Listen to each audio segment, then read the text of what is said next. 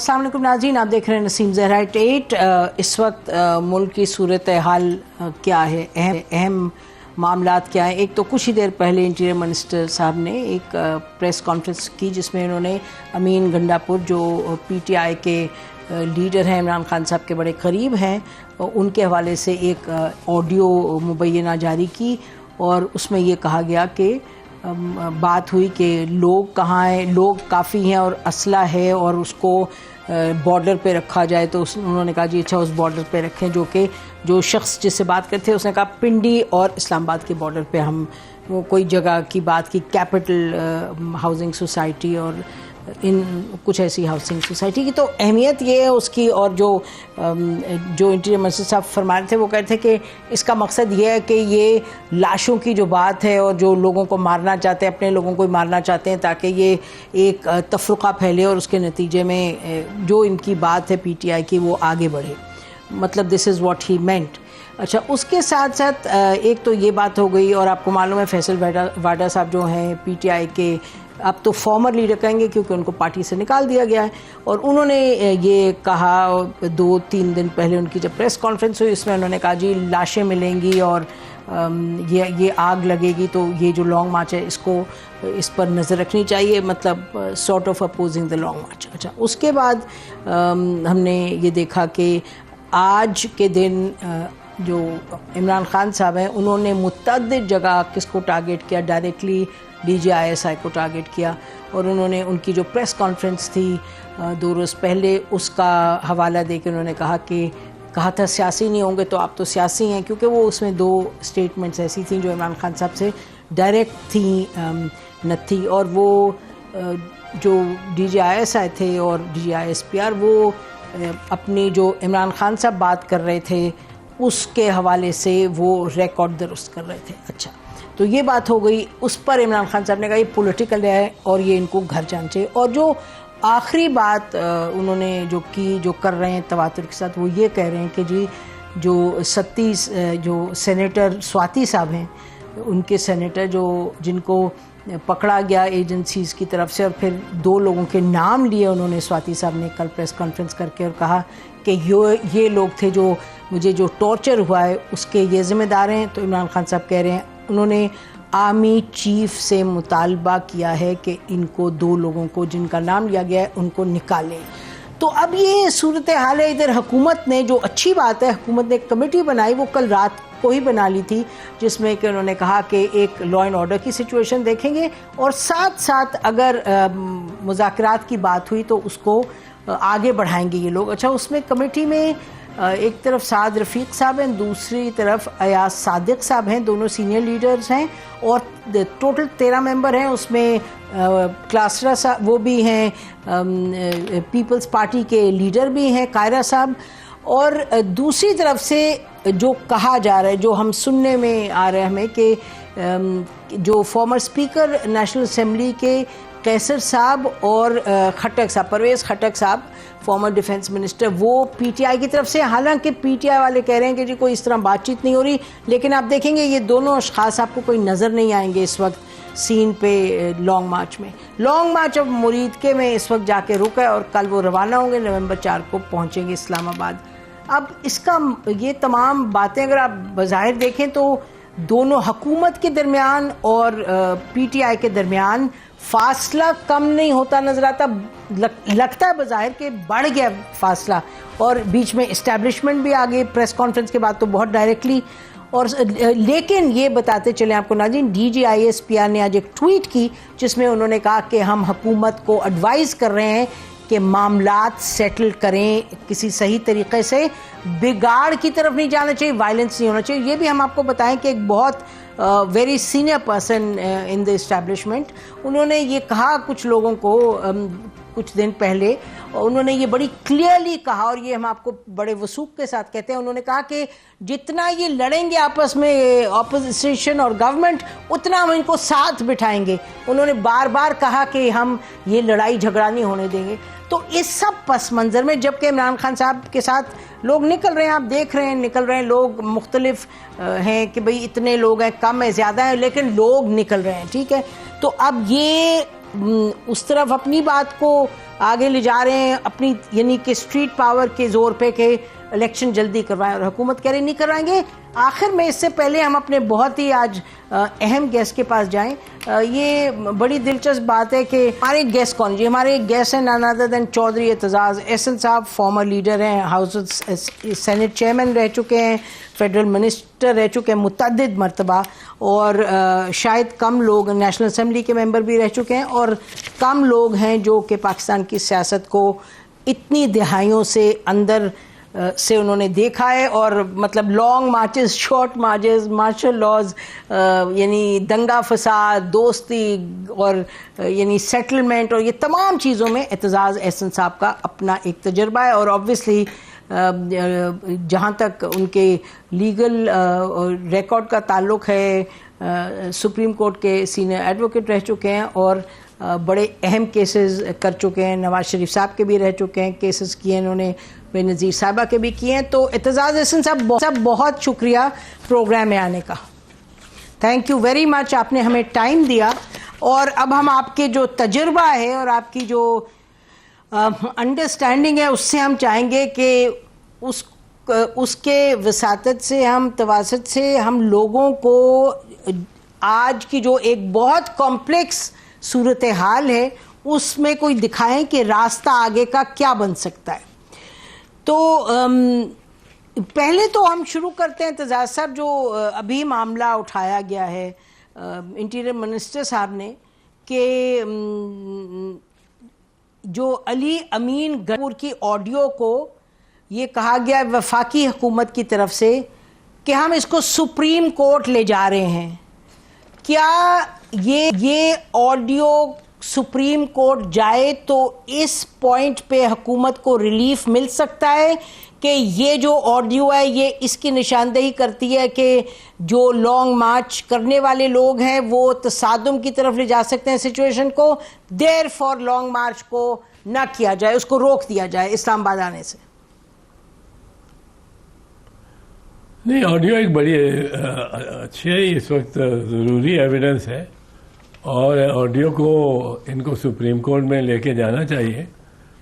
Audio इतनी audios आई हैं और यहाँ मुस्लिम लीग नवाज नहीं, वो आपको याद है जज अरशद की ऑडियो, ये जो एक ऑडियो बनाई गई थी जस्टिस साकिब निसार की, जो आपके एक चैनल ने 4 घंटे के अंदर ही उसके वो पोर्शन दिखा के कहाँ से लेके अल्फाज उनके वोकल उन्हीं के वोकलाइजेशन में वो किस तरह एक गलत और फ्रॉडुलेंट थी। तो ये तो पता लग जाएगा कि ये ऑथेंटिक है कि ये फ्रॉडुलेंट है, और गवर्नमेंट के पास को इस तरह की ऑथेंटिक ऑडियो होना मुझे तो मुश्किल लगता है, क्योंकि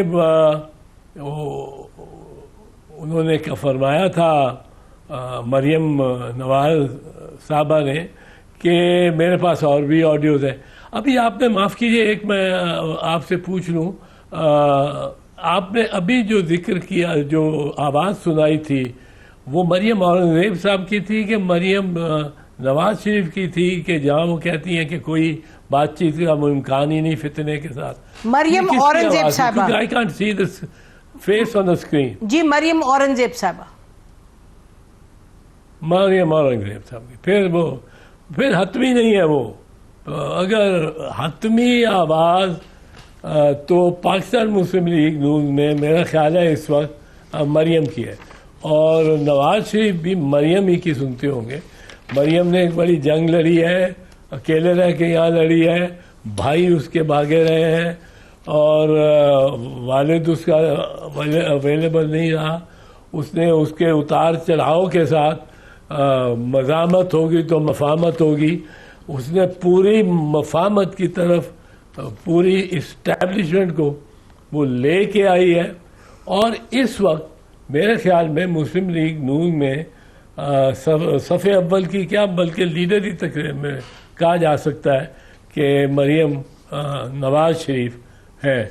मैं समझा कि अगर ये मरियम नवाज शरीफ ने बात कह दी है तो इसके बाद तो बहस होने की ज़रूरी नहीं, पर चूंकि मरियम औरंगजेब साहबा ने सुनाई है और आपकी मैं स्क्रीन नहीं देख सकता हूँ, कैमरा है मेरे सामने, वो फिर इस पे बात हो सकती है कि क्या इसमें बिल आखिर क्या निकलता है। जी अच्छा इत्तेज़ार साहब, मुझे आप ये क्या, हेलो जी मैं ये कह रही थी, मैं जरा ये वाला मामला मुकम्मल कर लें, फिर हम और ज्यादा जो पेचीदा मामले हैं उसमें देखिए। सुप्रीम कोर्ट को जो इस वक्त हुकूमत कह रही है हम सुप्रीम कोर्ट के पास जाएं, क्या आप इसको खालिसतन एक देखते हैं इंतजामी मामला, या सुप्रीम कोर्ट इस पर रूलिंग दे सकती है, गिवन द फैक्ट कि चीफ जस्टिस साहब ने कहा था कि कलम को छड़ी ना बनाएंगे। आपको क्या लगता है सुप्रीम कोर्ट को इनको रोकना चाहिए? देखिए, सुप्रीम कोर्ट प्रीएम्प्टिवली, जिस तरह चीफ जस्टिस साहब ने फरमाया था, प्रीएम्प्टिवली रोक नहीं सकती। कबल अज वक्त जुर्म ना हुआ हो और वो रोक दे, ये अदालत नहीं कर सकती। अदालत, मैं बैठा हूँ यहाँ, अब मेरी नीयत में है, फर्ज करो कि आपके कैमरा मैन सामने जो खड़े हैं मेरे, इनके सीने में छुरा खोपना है। छुरा मेरा जाहिर नहीं है, छुपा हुआ है, तो उसको प्रीएम्प्ट करके नहीं कहा जा सकता कि इसको रोक दो, इसके बांध दो, इसके हाथ पांव बांध के इसको जेल में ले जाओ। ये unfortunately many events have to take place for the crime to fructify. ठीक, तो ये चीफ जस्टिस साहब ने बिल्कुल ठीक कहा कि अब लोग आ रहे हैं, लाख लोग आ रहे हैं, फर्ज करो इमरान खान के साथ, अगर वो आ रहे हैं इस्लामाबाद में तो हम कैसे रोक लें? ठीक, हम किस कानून के तहत रोकें? हाँ, अगर वो वहां आके और तोड़फोड़ शुरू कर देते हैं, शीशों में ईंटें फेंकनी शुरू कर देते हैं, तो then we can pass an order. पर पहले किसी के खिलाफ फैसला नहीं किया जा सकता। तो ये तो चीफ जस्टिस की दुरुस्त बात है, और मैं समझता हूँ उस पर मेरे ख्याल में, जहाँ तक मुझे इम्प्रेशन है, मैं गलत शायद हूँ, क्योंकि अभी आप ही की बातों में से किसी को आप कोट कर रही थी तो वो कुछ और कह रहे थे, पर इमरान खान ने ये इंदिया दिया है कि उनको अगर F9 में बिठा लेंगे या H11 में बिठा लेंगे या जहाँ जगह देंगे, और जैसे चीफ जस्टिस या अदालत कहेगी, उसने कहा कि हम यही करेंगे। जी बिल्कुल, जी एब्सोल्युटली। जो दिलचस्प बात है वो ये है कि बिल्कुल यही कहा कि जो चीफ जस्टिस साहब कहेंगे हम वही करेंगे। लेकिन अब हम देख रहे हैं, कल रात से जब उनसे लोग पूछ रहे, रिपोर्टर्स पूछ रहे, इंटरव्यू में पूछा जा रहा है वहाँ जाके क्या करेंगे इस्लामाबाद में, तो उन्होंने ये कहा कि जब मैं वहाँ जाऊँगा तो वहाँ जाके प्लान अपना बताऊँगा। तो वो ये नहीं कह रहे कि मैं चीफ जस्टिस की बात को वायलेट करूँगा, ये एक जगह कह रहे हैं कि हम वही करेंगे जो चीफ जस्टिस साहब कह रहे हैं। लेकिन जब उनसे ये पूछा जा रहा है कि आप जब वहाँ पहुँच जाएंगे तो उसके बाद क्या करेंगे, ये नहीं कि चलें H9 या H11 वेरेवर, अगर वहाँ जाके बैठ जाएं तो वो उसके बाद क्या करना है, I think that is anybody's guess, क्योंकि इमरान खान साहब कह रहे हैं वो तो मैं बताऊंगा वहां जाके। तो एतजाज साहब, आप ये बताइएगा कि आपने बड़ी तहरीकों में हिस्सा लिया है, आपने जो लॉयर्स मार्च थी उसमें भी थे, और इन सम वेज अगर हम इसका उसके साथ करें कंपैरिजन तो शायद इस तरह से गलत ना हो कि उस मार्च में भी यही था कि एक डिमांड लेके बहुत दुनिया निकली थी लाहौर से, और फिर आप, मेरा ख्याल है डायरेक्टली आप तो उस मैसेज के रेसिपिएंट थे, if I am not wrong, जब इस्लामाबाद से ये मैसेज आया था कि वो उनको रिस्टोर कर दिया जाएगा, जजेस आप लोग रोक लें लॉन्ग मार्च। तो आप थोड़ा वो जो मार्च थी जजे वो लॉयर्स की, तो थोड़ा सा ये रिकॉल कीजिएगा नाजरीन के लिए, 2008 की बात है, और फिर आज पे आइएगा और बताएं कि आपका तजुर्बा क्या कहता है कि ये जो इमरान खान साहब की स्ट्रेटजी है इसके नतीजे में क्या मुमकिनात में से है, given the scene that is there right now in the country.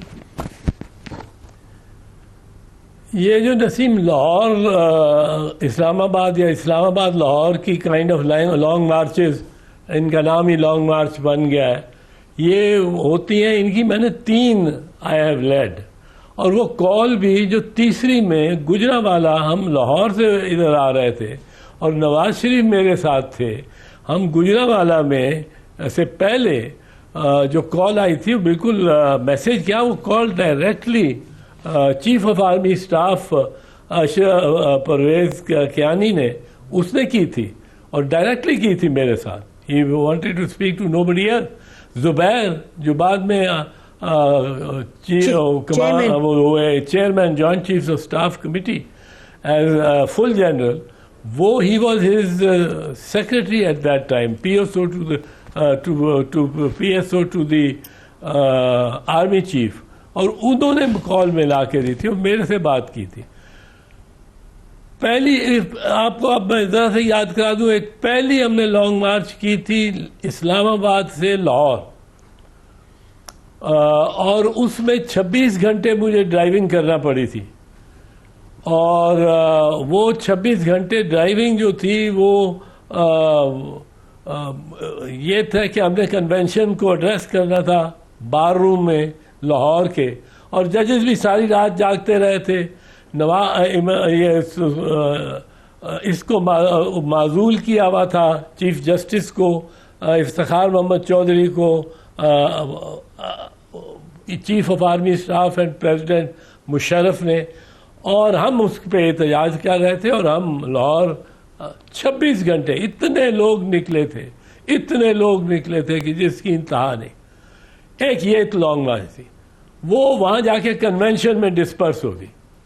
एक दूसरी लॉन्ग मार्च मैं अगले साल, ये पहली 2007 में थी, दूसरी मैं 15 जून को लाहौर से निकला, लेकिन हमारे काफिले 12 जून, 13 जून, 14 जून से क्वेटा, कराची और सखर, मुल्तान यहाँ से चल पड़े थे. और लाहौर से आके हम एक मजमा होके और इस्लामाबाद आए थे. इस्लामाबाद हमें आके हमने पड़ाव डाला था, कोई 20 घंटे की ड्राइविंग के बाद पड़ाव डाला था ये इसमें जो ब्लू एरिया है. और ब्लू एरिया में जो एक कंट्रोवर्सी वहाँ हुई थी सिर्फ, वो ये थी कि लोग कुछ नारे लगाते थे कि धरना होगा, लड़ना होगा, मरना होगा, चीफ की बहाली तक धरना होगा.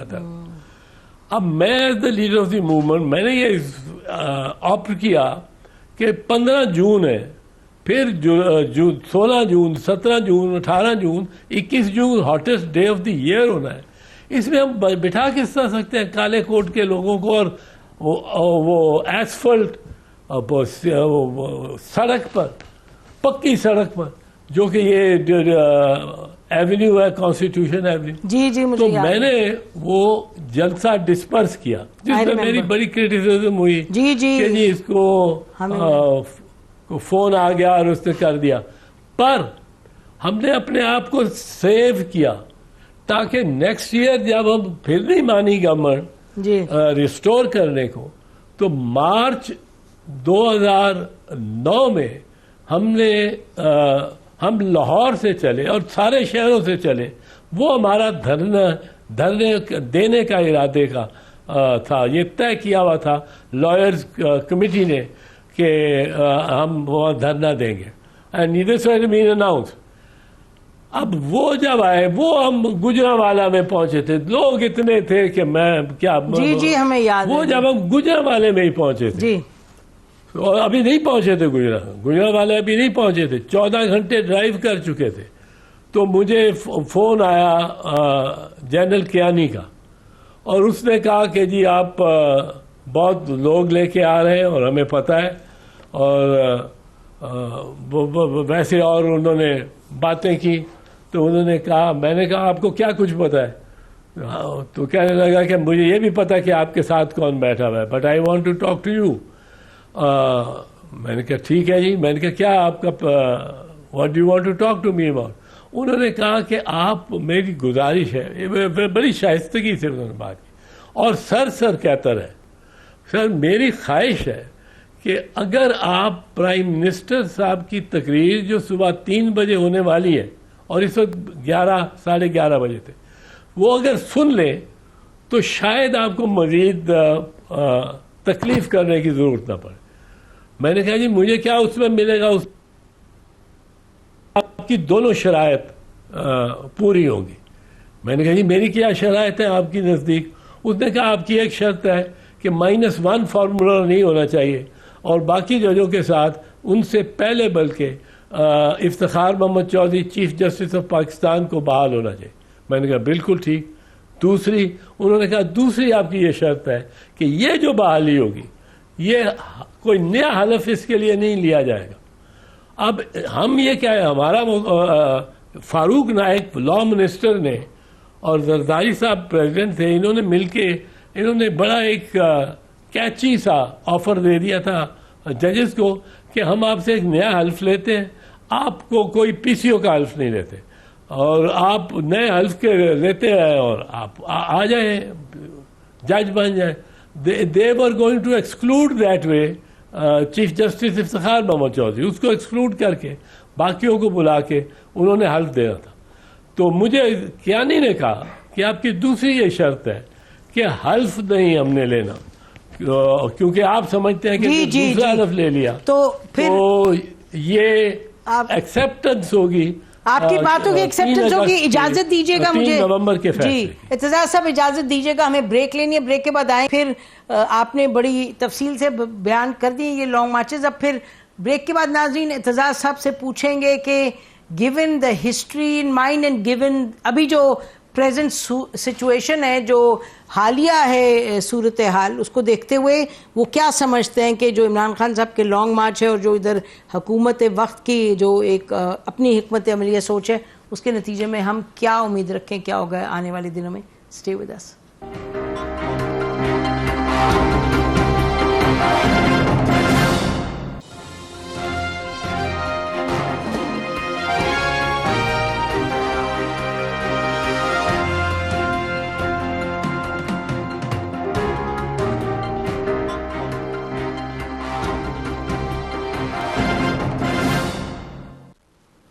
वेलकम बैक नाज़रीन। हमारे साथ फॉर्मर सेंटर इत्तेज़ार एहसन साहब हैं, पाकिस्तान पीपल्स पार्टी के सेंट्रल लीडर हैं, सीनियर लीडर हैं। इत्तेज़ार साहब ज़रा आपने बयान तो कर दी तारीख, अब आज के दिन में बताइए आप कैसे देख रहे हैं इमरान खान साहब का डिमांड और यहाँ इस्लामाबाद में मूड और पिंडी में मूड?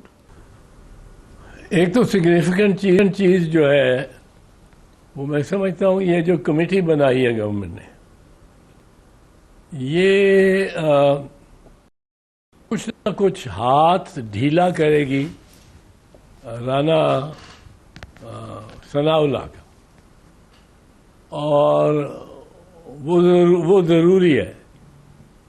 और इसमें ज़ीरक लोग हैं, अच्छे लोग हैं, बख्श देने वाले लोग हैं, जिसमें ख्वाजा साद रफीक बैठा हुआ हो और वो हमसे आज भी गले गर्म जोशी से गले मिलता हो और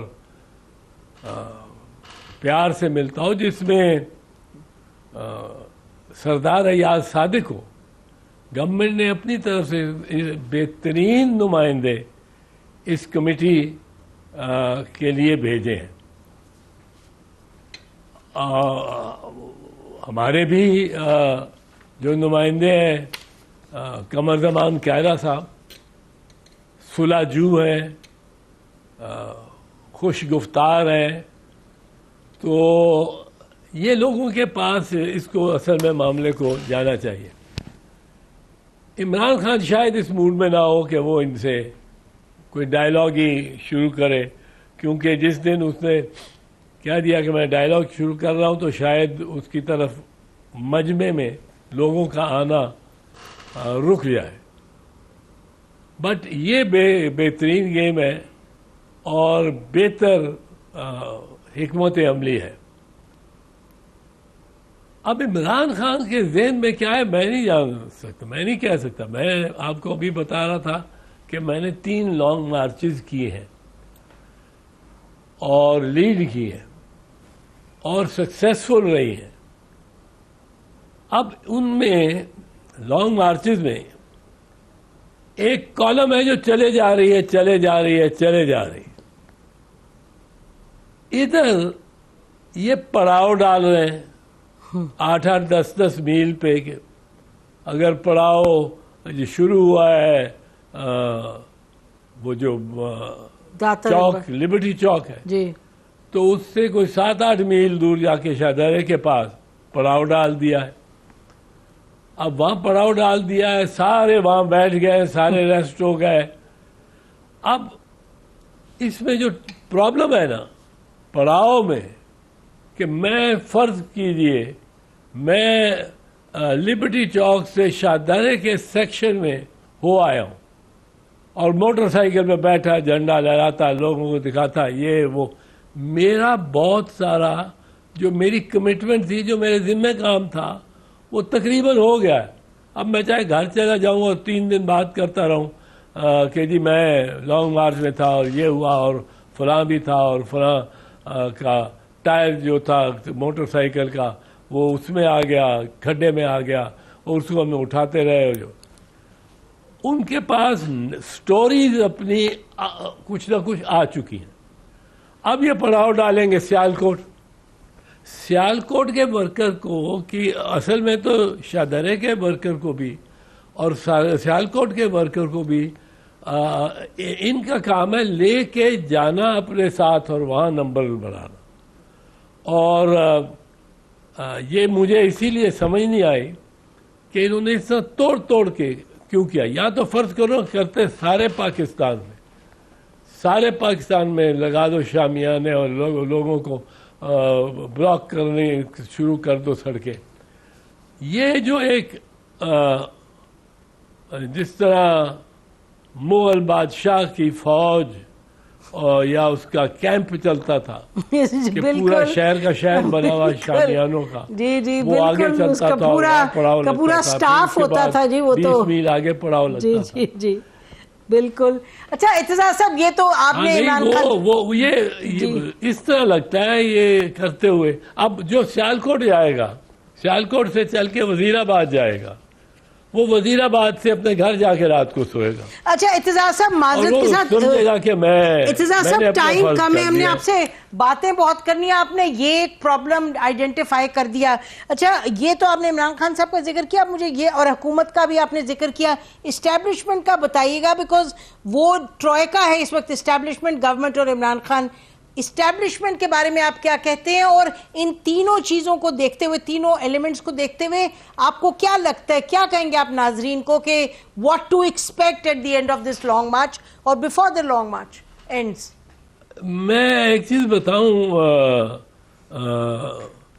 आपको कि इस्टेब्लिशमेंट जो है जी, वो तो मुझे बहुत ही घबरा गई लगती है, जरूरत से ज्यादा, पर बहुत ही घबरा गई लगती है। आप सोचें कि डीजीआई 75 साल या जब से आईएसआई 40 साल पहले से एस्टैब्लिश हुई है, he has never come and addressed a press conference. Kargil हुआ है, he has not come and addressed a press conference के कारगिल हो रहा है, ये हो रहा है, ये हो गया, वो हो गया, इससे बड़ा क्या हो सकता? वो तो सीक्रेट था, वो कैसे? उससे पहले ईस्ट पाकिस्तान चला गया हमसे, किसी इंटेलिजेंस वाले ने आए, कलभूषण यादव पे नहीं आए, वो अभिषेक वो धवन के क्या था उस पे नहीं आए। मुझे अभी तक ये समझ नहीं आ रही कि ये क्या है इसमें वो जिसका नाम आपने शुरू से लिया ही नहीं, और मैं समझता हूँ इधर an important factor in this situation today, and that is Arshad Sharif. Arshad Sharif का यह मामला है। इस्टेब्लिशमेंट मुझे लगता है कि पैनिक किए हुए हैं। वो उन्होंने दो चीजें एड्रेस की। आई कांट बिलीव, मैं भी इंटीरियर मिनिस्टर रहा हूं, वो जो थे DGISI 2 मेरे साथ वर्क करते थे। Technically they were under me but they were reporting directly to the prime minister naturally. तो वो ये जो बैठना है DGISI का इसमें और एक्सप्लेन करना जी, इसकी एक चीज तो मैं देख सकता हूँ, जो लैंग्वेज है उनकी, उससे एक चीज ही मुझे और कुछ सोचता हूँ कि और क्या हो सकती है। वो खुद आके चाहे बताएं किसी वक्त, लोग ये सोचते रहेंगे। एक तो ये है कि वो उन्होंने वेटरन्स को बैठ के, और Imran Khan as the bad guy, उन्होंने कहा हम फौज हैं, हम फौज की नुमाइंदगी करते हैं, हमारी ये राय है।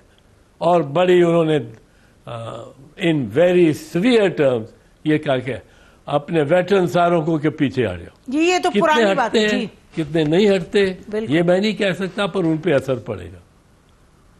ठीक है इत्तेज़ाज़ साहब, ब्रेक लेनी है, लेकिन ये बड़ी क्लियरली आपको भी मालूम है कि दो चीज़ें थी जो उस प्रेस कॉन्फ्रेंस में थी। एक था इमरान खान साहब के हवाले से जो अपने तय वो रिकॉर्ड स्ट्रेट कर रहे थे कि जी प्राइम मिनिस्टर के और इमरान खान साहब के और आर्मी चीफ के दरमियान ये हुआ, उनको ये ऑफर हुआ। और अरशद शरीफ के हवाले से ये कहना कि वो उनको क्या खतरा था, यहाँ तो कोई खतरा नहीं था, पाकिस्तान से किसने कहा जाने का, वो तो उस पर बड़ी सख्त तनकीद आई है एंड हम भी उस तनकीद में शामिल हैं, क्योंकि बिल्कुल बात वो बेबुनियाद थी, वो जो कही उन्होंने कि अरशद शरीफ को कोई खतरा नहीं था। बहरहाल हम ब्रेक लेते हैं इत्तेज़ाज़ साहब, ब्रेक के बाद वापस आते हैं। कुछ आपके बारे में भी डायरेक्ट सवाल हमारे पास है। स्टे विद अस नाज़रीन।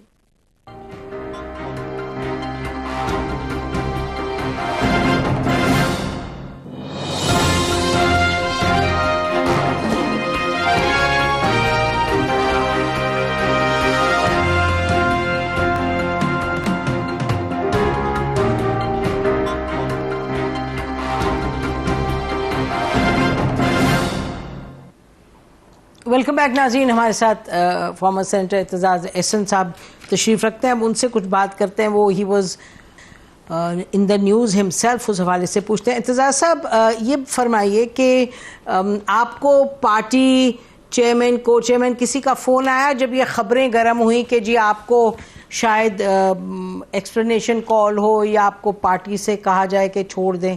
कुछ टॉप लीडरशिप से आई कोई आपको कॉल वगैरह? कोई नहीं आया। नहीं कोई कॉल जी फ्रॉम द पार्टी चेयरमैन और को चेयरमैन कोई कॉल नहीं आई। अच्छा, तो ये बहुत लोगों ने सवाल ये उठाया कि ये हुआ क्या था। अच्छा, उनकी तरफ से नहीं आई तो ये बताएं कि इस्टेब्लिशमेंट की तरफ से किसी ने कॉल की? क्योंकि आपने वो जो एक स्टेटमेंट भी दी थी कोर्ट में, कोर्ट के बाहर, उस हवाले से कोई कॉल तो नहीं आई इस्टेब्लिशमेंट से? नहीं, उधर से तो आई, उधर से तो मुझे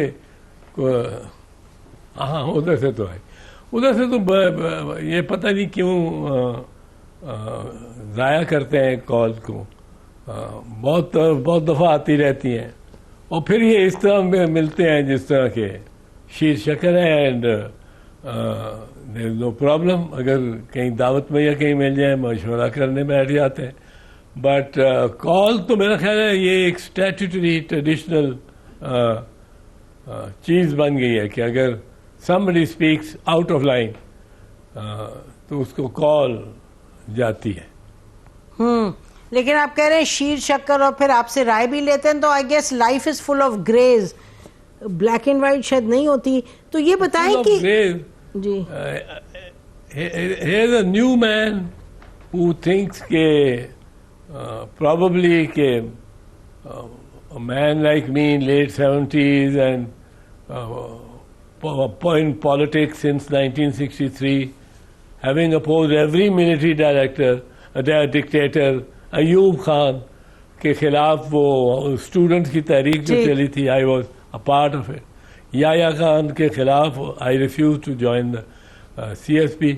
ज़ियाउल हक का अक्सर टाइम जेल में काटा और नो ट्रायल नो नथिंग, और मुशर्रफ के साथ तो फिर लगा ली ना।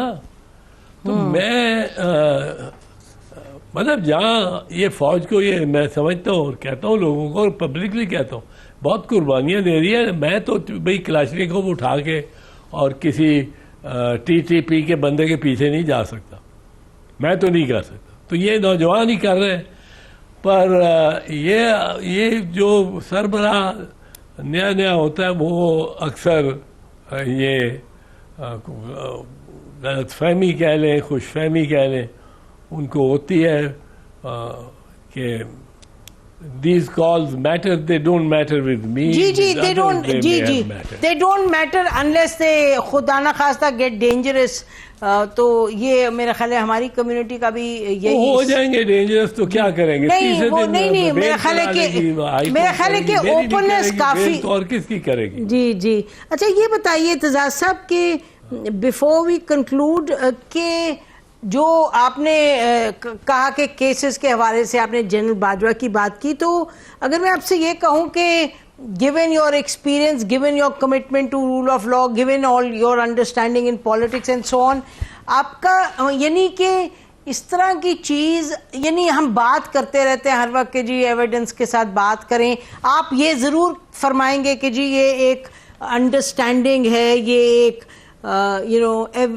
जैसे आपने कहा सबको पता है, लिखा हुआ है कि जी ये तो केसेस जेन्युइन थे, लेकिन फिर हम रूल ऑफ लॉ की जब बात करते हैं, मतलब आई थिंक बड़ा डायलेमा है कि ऑन द वन हैंड हम कहते हैं कि कानून और अदलिया और इस हवाले से आगे चलें, फिर दूसरी तरफ इस तरह की स्टेटमेंट्स, और मैं तो I would say the same thing. अब जैसे इनफोर्स डिसअपीयरेंस पे हमारा झगड़ा यही है कि भाई आप कानून का इस्तेमाल करें, आप कैसे उठा के ले जाते हैं लोगों को। ये नहीं कि I am drawing a comparison between that and what you said, but how would you explain the statement that you made regarding the army chief, बताइए। That I made. जी